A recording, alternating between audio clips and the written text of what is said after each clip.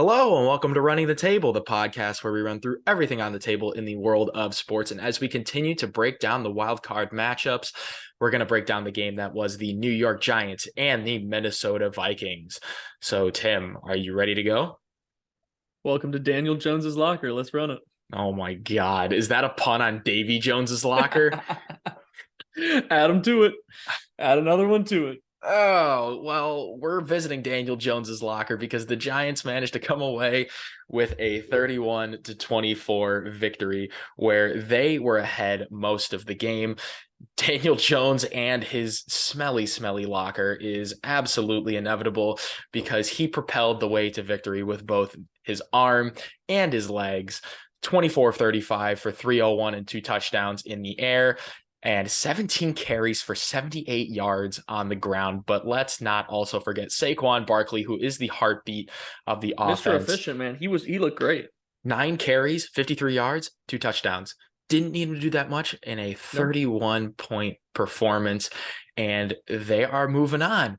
Put simply, you're a wizard, Brian Daboll. The man is Hagrid, Tim, whether you like it or not. Sure, he doesn't have the hair or the beard or the existence in a fictional universe. He's been putting up some magic out there, though. He is making Daniel Jones look good. Saquon Barkley is already good. Isaiah Hodgins, Darius Slayton. Real emergence. Are you kidding me? Although I am a believer that Isaiah Hodgins is legit good. That's a conversation for another day. Yeah. But the magic that this man has been able to transform over the New York Giants, where they were picking at the top of the draft last year, and now they're moving on to the divisional round. It's absolutely nuts. Yeah, I mean, once again, we see the offensive mind of Brian Daboll come to life. I mean, he is doing what works well for Daniel Jones, and he's using his skill set in a really amazing way. But you talk about those emergence of the receiving core. Let's talk about Richie James as a slot receiver too. He's come up in the last 4 or 5 weeks of the season and heading into the playoffs. He's been a great addition, whether or not he's having a huge stat line or not. But Daboll's got these offense rolling. Yeah, exactly. But they really do look great. And obviously when you get Daniel Jones also working well on the ground, it exponentially opens up the things you can do with that offense. And the Vikings had a hard time stopping it, rightfully so. But there's a lot of good things to like about that offense now, which is not something I expected to say. With the Giants, their boat curse is no more with their first playoff win in 11 years. But Tim, let's talk about the other side. The Minnesota Vikings, 13-4, the mighty have fallen. Champions of the North, 11-0 in one-score games entering. When was the other side of the coin going to come up? We found it. And they're in a first-round playoff exit with, drumroll please, a one-score game.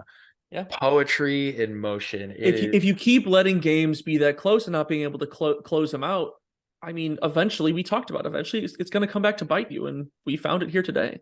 And it starts with the quarterback, Captain Kirk Cousins. Check down Kirk Cousins because that final play on 4th and 8 had KJ Osborne over the middle. I think he had him a little bit. Could have just put a good ball on him, but you decided to throw a 3-yard check down to TJ Hawkinson. I think he premeditated that decision, expecting Hawkinson to get more separation on the outside, and that separation just wasn't there. I just don't understand why you don't give yourself the chance to, as long as you make the catch, you have the first down. And the disappointing thing for Kirk is that it erases all of the good that he did. He had a really, really good game statistically. 31 of 39, 273 yards, 2 touchdowns, no picks, and a QB sneak for a touchdown. Other than that last play, he played really, really well. Yeah. But what they're going to remember is that Kirk couldn't get it done. That final decision making, yeah. And that's going to affect his legacy. And then some Vikings fans are saying, are they even going to bring Kirk back? Is this the time to trade Kirk Cousins?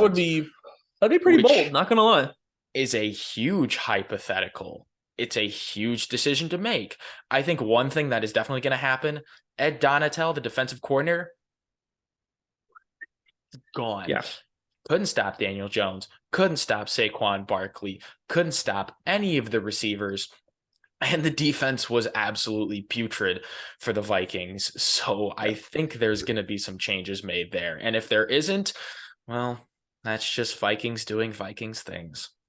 Yeah, I mean it's hard to tell. That'll be something that we speculate quite a bit in the offseason, but both teams moved the ball very well throughout the game. And it all came down to who was going to make the big stop when they needed to. And that was the Giants. The Giants forced a punt, were able to go get march down the field and take that touchdown for the lead, and they just never looked back. So it'll be very interesting to see how they handle this going forward. But they're still a very talented team with all the weapons they have on offense. But who leads the helm next year is, maybe up for debate now.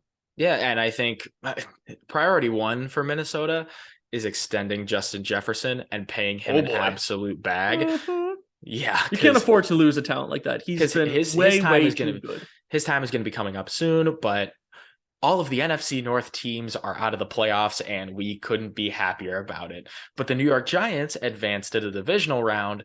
Giants versus Eagles, part 3.